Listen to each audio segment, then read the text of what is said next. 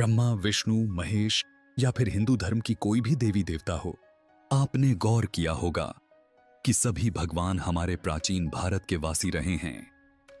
मैं यह तो नहीं कहूंगा कि भगवान ने कभी जन्म लिया है, लेकिन अगर इनके अवतार की बात की जाए तो प्राचीन भारत में ही अवतार हुए हैं।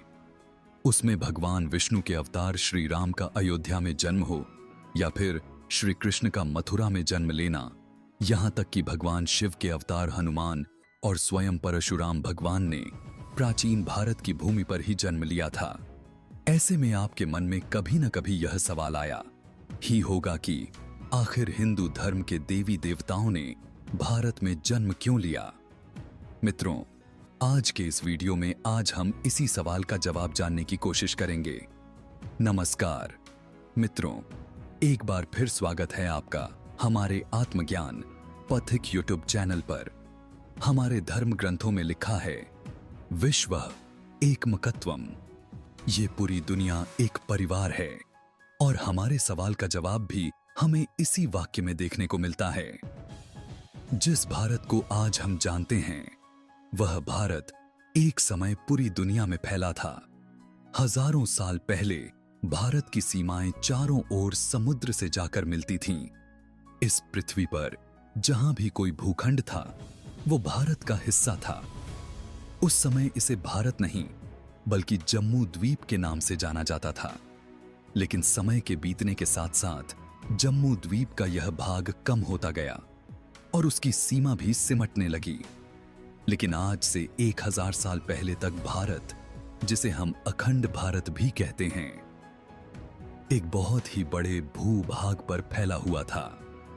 11वीं शताब्दी में स्वामी वेदव्यास द्वारा लिखी गई मार्कंडेय पुराण में हमें इस अखंड भारत की झलक देखने को मिलती है, जो आज का अफगानिस्तान, पाकिस्तान, श्रीलंका, भूटान, बांग्लादेश और चीन के बहुत बड़े हिस्से तक फैला था।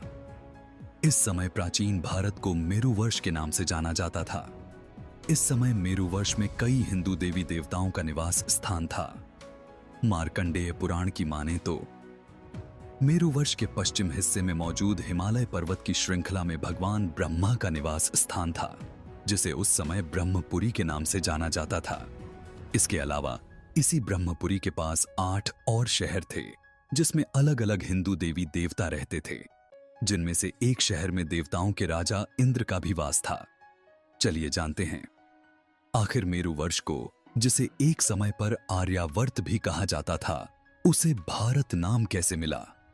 कई लोग सोच रहे होंगे कि शायद भगवान श्री राम के भाई भारत के नाम पर हमारे इस देश को भारतवर्ष का नाम मिला था, पर यह सच नहीं है, क्योंकि वायु पुराण के अनुसार आर्यावर्त पर शासन करने वाले महाराज प्रियव्रत का कोई पुत्र नहीं था। इसलिए उन्होंने अपने सिंहासन के उत्तराधिकारी के रूप में अपनी बेटी के पुत्र को गोद लिया था, जिसका नाम केशव था, जो आगे चलकर आर्यावर्त का सम्राट बना। और माना जाता है कि केशव के पुत्र भारत के नाम पर ही देश का नाम भारतवर्ष पड़ा। इसके अलावा कुछ धर्म ग्रंथों में यह भी देखने को मिलता है कि कुरुवंश के राजा दुष्यंत के पुत्र भारत के नाम पर ही हमारे देश का नाम भारत पड़ा। भारतवर्ष की बात की जाए तो इस समय भारत की सीमाएं काफी बड़ी थीं। प्राचीन जम्मू द्वीप जितनी बड़ी तो नहीं थी, लेकिन फिर भी आज के भारत से भारतवर्ष की सीमाएं कई गुना दूरियों तक फैली हुई थीं, जिसमें आज के पाकिस्तान, बांग्लादेश, नेपाल, भूटान, श्रीलंका, अफगानिस्तान, ईरान और यहां तक कि तिब्बत का भी बहुत बड़ा हिस्सा शामिल था, जिसे आज कई बार हम लोग अखंड भारत भी कहते हैं। हमारे भारत का इतना समृद्ध इतिहास है, जो दुनिया भर में फैले होने के कारण ही आज हमें हमारे प्राचीन भारत की संस्कृति के निशान मिलते हैं। और हिंदू धर्म से जुड़े देवी देवताओं के मंदिर पूरी दुनिया में देखने को मिलते हैं। इंडोनेशिया, थाईलैंड देश में भी एक समय हिंदू धर्म का बोलबाला था, जिसके निशान हमें आज भी इन देश में मौजूद प्राचीन मंदिरों और यहाँ मौजूद भगवान की मूर्तियों के रूप में देखने को मिलते हैं, जिनमें कई मूर्तियां तो कई हजार साल पुरानी हैं। इंडोनेशिया के जावा में मौजूद ब्रह्मानंद मंदिर इंडोनेशिया के कुछ सबसे बड़े हिंदू मंदिरों में से एक है, जहां आज भी ब्रह्मा विष्णु महेश जी की मूर्तियों की पूजा की जाती है। यहां पर की गई रिसर्च से हमें देखने में मिलता है इस मंदिर का निर्माण आज से करीब 1200 साल पहले किया गया था। यह मंदिर इतना प्राचीन है कि यूनेस्को की विश्व धरोहर सूची में शामिल किया गया है।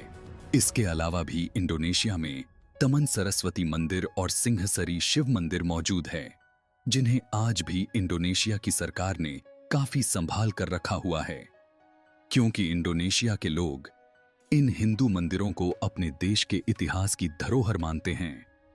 इसके अलावा अगर आप थाईलैंड के राष्ट्रीय चिन्ह को देखेंगे तो आप समझ जाएंगे कि थाईलैंड का राष्ट्रीय प्रतीक गरुड़ देवता को बनाया गया है।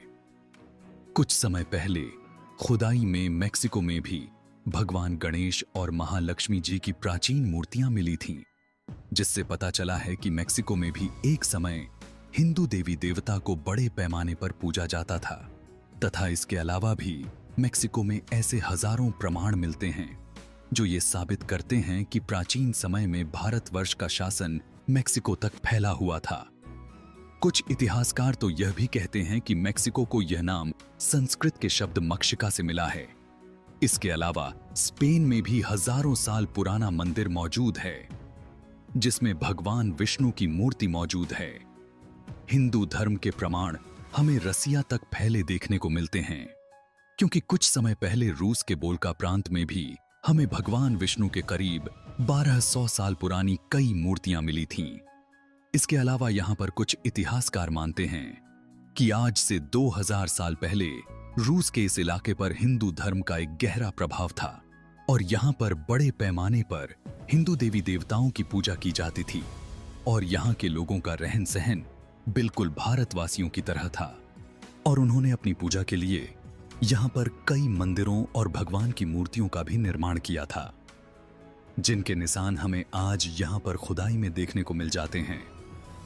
क्योंकि 2007 में भी रूस के इस शहर से कई प्राचीन सिक्के, पदक, अंगूठियां और हिंदू देवी देवताओं से जुड़े पत्थरों के अस्त्र शस्त्र मिले थे। ऐसे ही कुछ हमें कंबोडिया में भी देखने को मिला। यहां भी खोजकर्ताओं को कई हिंदू देवी देवताओं की मूर्तियां खनन के दौरान मिली। इसके अलावा यहां पर कई हिंदू देवी देवताओं के मंदिर भी हैं, जिन्हें आज भी वहां की सरकार अपने धरोहर की तरह संभाल कर रखती है, क्योंकि कंबोडिया देशवासियों का मानना है कि कंबोडिया को बसाने वाले प्राचीन भारत के राजा कंभ महाराज थे और इन्हीं के नाम पर इस देश को आगे चलकर कंबोडिया नाम से जाना गया।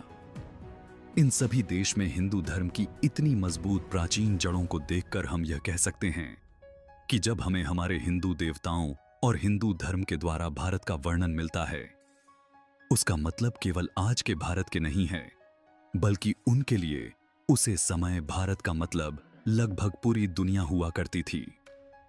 यानी कि दोस्तों, अब आप समझ गए होंगे कि आखिर जब कभी हिंदू देवी देवताओं की अवतार लेने की बात आई है तो उन्हें भारतवर्ष से ही जोड़कर क्यों देखा जाता है, क्योंकि एक समय पर पूरी दुनिया ही भारत से किसी न किसी तरह जुड़ी हुई थी।